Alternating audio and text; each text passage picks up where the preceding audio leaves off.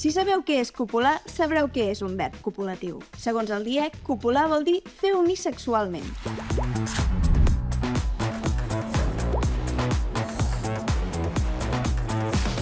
Hi ha un tipus de verbs que serveixen bàsicament per fer que dos sintagmes s'uneixin. Són els anomenats verbs copulatius. L'Alèxia Putelles estava lesionada. Estava és un verb copulatiu. És un simple nexe entre l'Alèxia Putelles i lesionada. Fixeu-vos que podríem arribar a ometre el verb i fer una oració nova. L'Alèxia Putelles, lesionada, només va jugar 6 partits. Ho veieu? La funció dels verbs copulatius és tan bàsica que poden arribar a no caldre.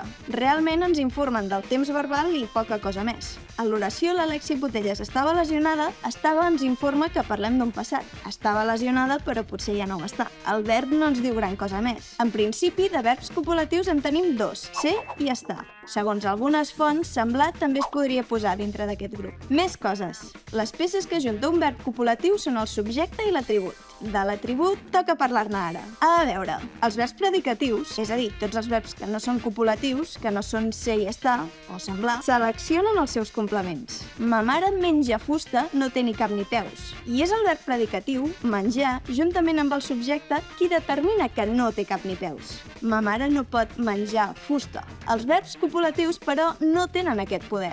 No seleccionen els complements. És el subjecte qui ho fa, tot solet. El meu amic és de fusta. Aquesta frase tampoc acaba de tindre sentit, si no és que tens com a amic el Pinotxo. Però si no té sentit és perquè el subjecte, el meu amic, mai seleccionaria un complement que fos de fusta. Seleccionaria, per exemple, un complement que fos simpàtic. El meu amic és simpàtic. Ara sí. Sigui com sigui, el verb copulatiu aquí no hi té res a dir. El verb tant li fa si el que ve després és de fusta o simpàtic. És únicament el subjecte qui tria el complement.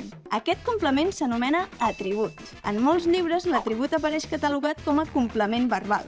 Però ja heu vist que estrictament no ho és. Estrictament és només un complement del subjecte. De fet, el subjecte i l'atribut van tan lligats que no només concorden amb el significat, també concorden en gènere i nombre. Per això no podem dir l'Alèxia Putelles estava lesionat o el meu amic és simpàtics. Si l'Alèxia Putelles és femení singular, lesionada també ha de ser femení singular.